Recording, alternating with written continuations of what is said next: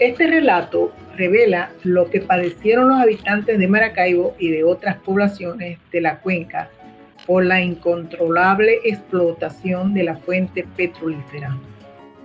El Zulia es el estado venezolano donde la explotación petrolera se inició a gran escala con el reventón del Pozo Barroso número 2 en el año 1922, lo que significó la instalación de la explotación petrolera a escala comercial. Hecho que se expresó con mayor fuerza para mediados de la segunda década del siglo XX, entre 1924 y 1927. Ello produjo una conmoción en las poblaciones del Zulia, ya que los pueblos ribereños de Maracaibo empleaban cotidianamente el agua del lago para todos los usos, incluso en los sectores más pobres era la única fuente para calmar la sed. Para comprender el impacto que aquello causó en las comunidades lacustres, debe revisarse brevemente la estrecha vinculación que habían mantenido desde tiempos inmemoriales con el estuario. La cuenca había sido ocupada originariamente por las antiguas sociedades aborígenes de la región occidental del país, que habían establecido una red social y de intercambio con poblaciones que se desplazaron del noreste de Colombia y del área andina de Venezuela, que se movilizaron por su territorio y se establecieron en las orillas lacustres. En esta región desarrollaron modos de vida y de trabajo sustentados en actividades de vejecultura, caza y pesquería, utilizando para tales propósitos los ríos afluentes y las aguas del lago. Asimismo, para trasladar sus productos y realizar intercambios o efectuar desplazamientos. La posesión y el dominio sobre el territorio que habitaban hizo posible el surgimiento de un sentimiento de pertenencia que tejió fuertes lazos de identidad con él. Durante miles de años de ocupación indígena, el agua actuó como elemento unificador de los grupos humanos originarios. En el ámbito de las representaciones sociales e imaginarios, el agua ha sido fuente de inspiración de poetas, narradores y artistas plásticos. Su presencia aparece incluso en la cosmovisión del mundo religioso, al estar vinculado con la aparición de la tablita donde se encontró reflejada la imagen de la Virgen de Chiquinquirá, que se convirtió en la patrona de la región, al haber sido esta encontrada en la orilla del lago, quedando en el imaginario colectivo la idea de su origen conectado con sus aguas. Con el asentamiento de los nuevos autores sociales, se fueron tejiendo redes de comunicación terrestre y fluvio lacustres, montadas a partir de las originarias rutas indígenas. En cuanto a la contaminación del lago, comienza con el contraste que se notaba en un viaje por el lago entre el paisaje natural y las torres petroleras. De repente una costa verde, ondulante, maciza de cocoteros, hasta el propio borde lacustre, y un laberinto de torres negras, un enmarañado huerto de árboles de petróleo en plena primavera. Pero seguimos bordeando aquella costa punteada de casitas pintorescas y nos extrañábamos de no ver uno de esos pájaros acuáticos chillones y parabólicos que hacen escolta a los navíos. Para el año 1926, el paisaje lacustre había cambiado drásticamente y el impacto de la contaminación estaba afectando la presencia en el estuario de buchones y otras especies que habitualmente se refugiaban en sus aguas. Eso fue plasmado también por el poeta Ismael Urdaneta en La agonía del Alcatraz. El alcatraz vivía feliz en nuestra ribera. Este buzo con alas retozaba entre dos turquesas, lago y cielo.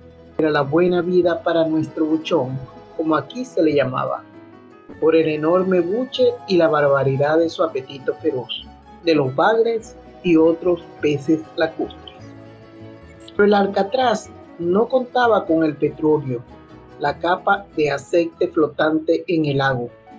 Pero el alcatraz no contaba con el petróleo, no se ha contentado con enventurarse el plumaje gris.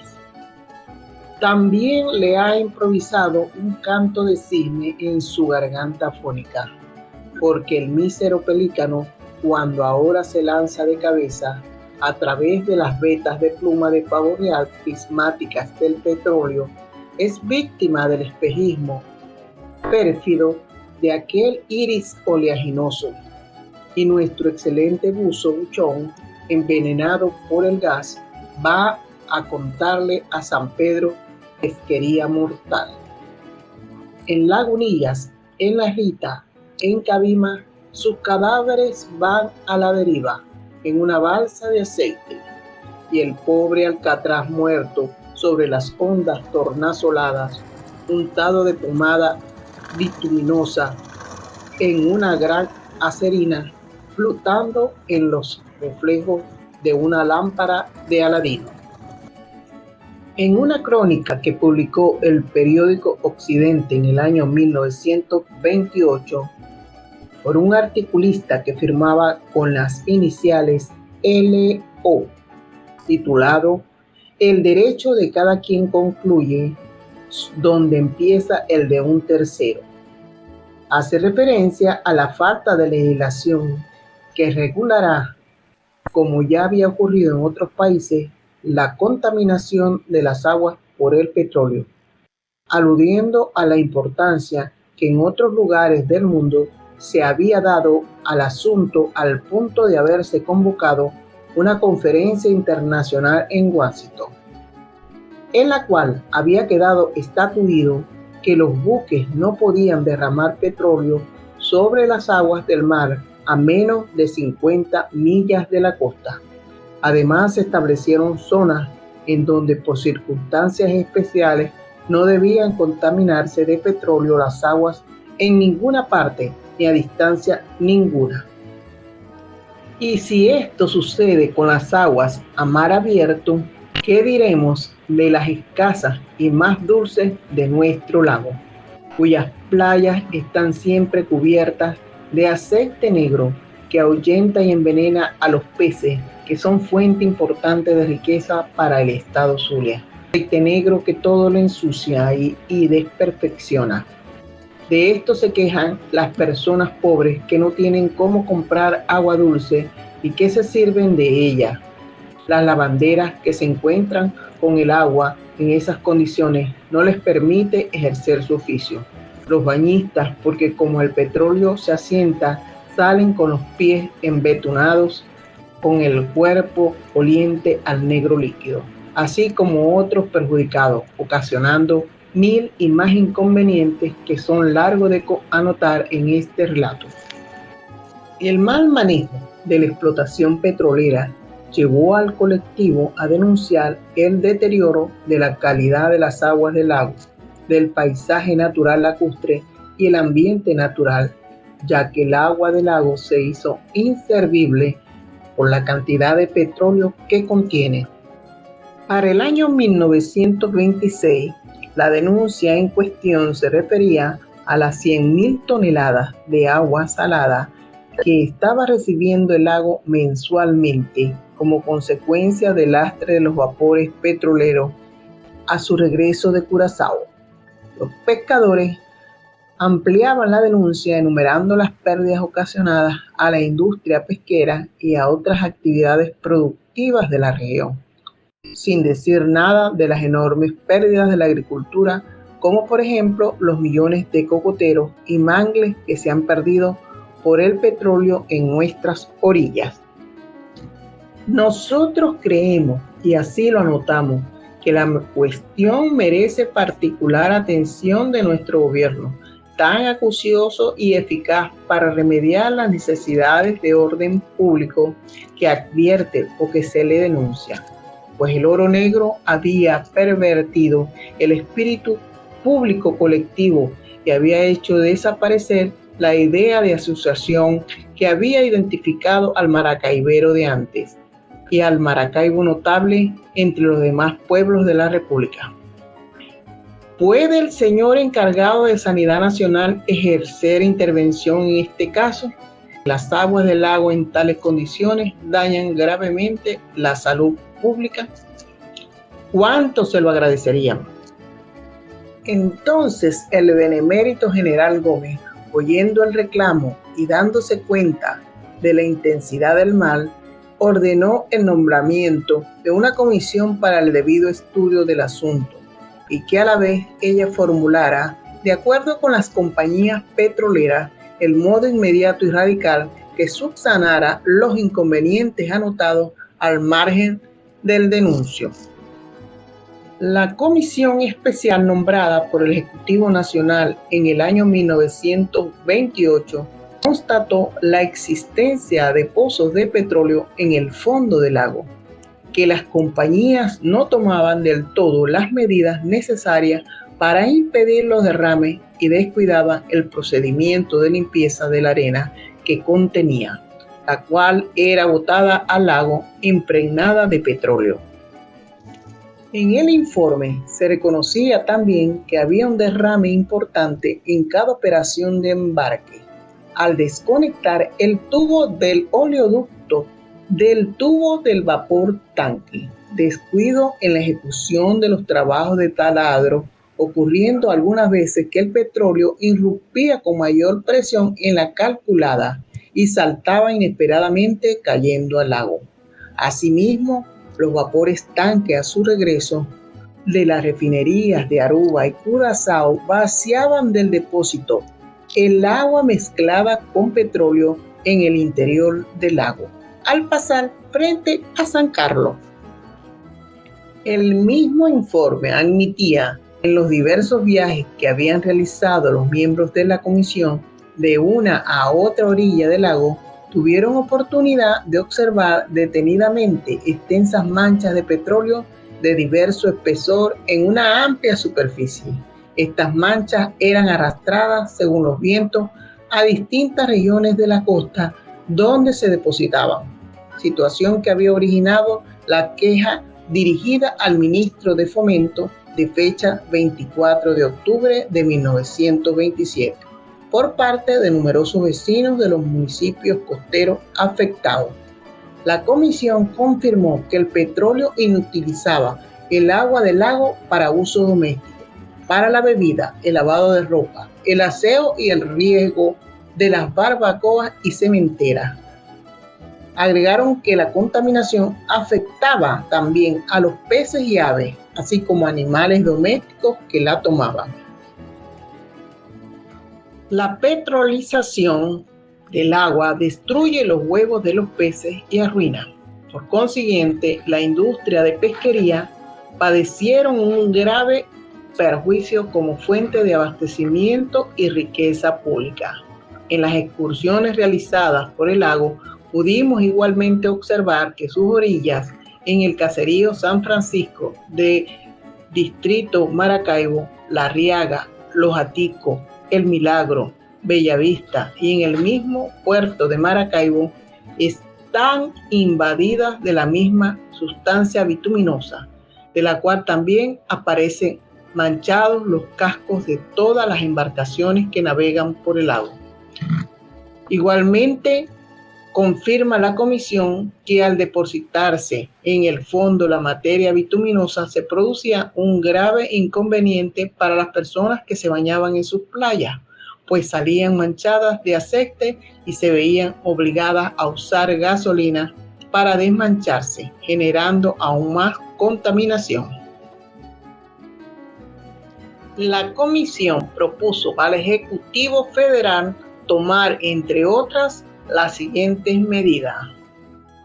Obligar a las compañías a recoger los sedimentos de los tanques de decantación en gabarras apropiadas que las conduzcan a tierra para ser utilizados en la construcción de carreteras y en la pavimentación de las calles.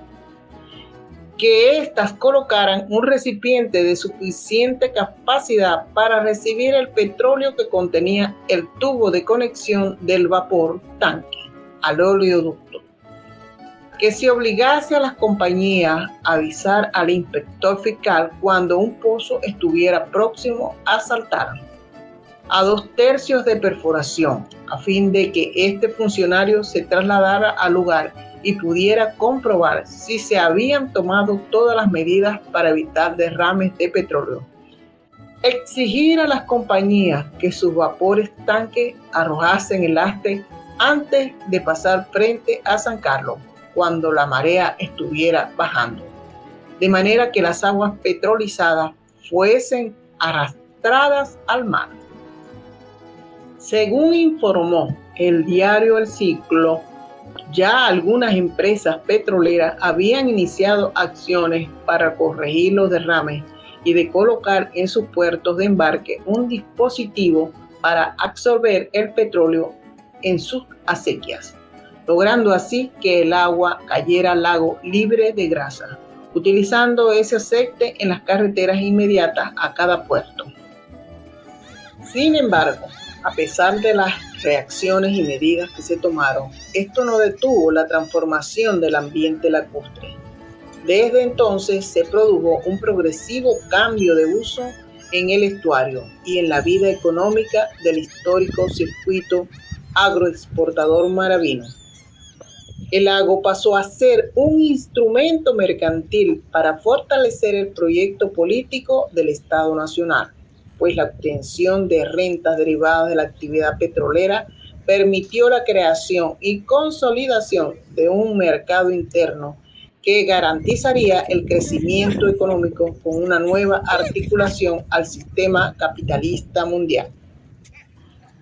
La explotación petrolera incorporó una nueva función al estuario. No solo fue vía para el transporte de instrumentos y maquinarias para la nueva actividad económica. Por él se movieron buques y tanqueros cargados de petróleo, además de haber sido el mismo objeto de explotación al contener su fondo buena parte del recurso. También emplearon sus aguas para el abastecimiento interno de la industria. Más adelante, el lago sufriría el dragado de la barra a la entrada del saco que le da forma, para profundizar su calado y permitir la entrada de los grandes barcos tanques, marcando con ello el rápido proceso de salinización. Además, el asentamiento de poblados a orillas del lago comienza a generar descargas de aguas negras o servidas al estuario, acelerando el envejecimiento de sus ya contaminadas aguas. La reseña de los casos planteados ante las autoridades y las denuncias localizadas en la prensa confirman que fue en el año 1926 cuando se comenzó a establecer cierto control a la actuación de las empresas petroleras que habían efectuado las labores de exploración y explotación comercial del petróleo, provocando graves daños al ambiente y a la actividad económica y mercantil de la región, en convivencia con las autoridades locales y regionales. Debe recordarse que para el año 1926, el Zulia se encontraba en una situación de crisis a todos los niveles, a pesar de la riqueza que aportaba al gobierno nacional, derivada de la actividad petrolera. Sus poblaciones poco habían recibido de la obra de la rehabilitación emprendida por Juan Vicente Gómez. La explotación petrolera había ocasionado un caos en la ciudad capital y en las jurisdicciones donde se habían otorgado concesiones. Ante este panorama, Gómez decidió enviar al Zulia como presidente del Estado a Vicencio Pérez Soto, considerado el hombre fuerte del general, para que controlara la situación y pusiera fin a cualquier sublevación. Pérez Soto abordó el problema de las compañías petroleras y logró conciliar acuerdos amistosos en asuntos relacionados con el pago de aranceles por los productos alimenticios importados que éstas recibían. la negociación con los ejidos municipales, el atropello a las comunidades donde se asentaba la industria, el daño a las fuentes de agua de la región, el despido injustificado de los obreros venezolanos. En este punto es importante aclarar que durante la dictadura gomecista existió una frágil línea en la cual se movía la libertad de expresión en la prensa, un límite de tolerancia que lo determinaba básicamente la no intromisión en asuntos políticos o en aquellos que el régimen considerase perjudiciales a sus intereses. Y absolutamente nada que atacara al autócrata gobernante o pusiera en duda su actuación. Esto lo decidían autoridades locales, regionales y el gobierno central. Los periódicos que en algún momento traspasaron ese límite fueron cerrados y sus editores, directores y redactores encarcelados.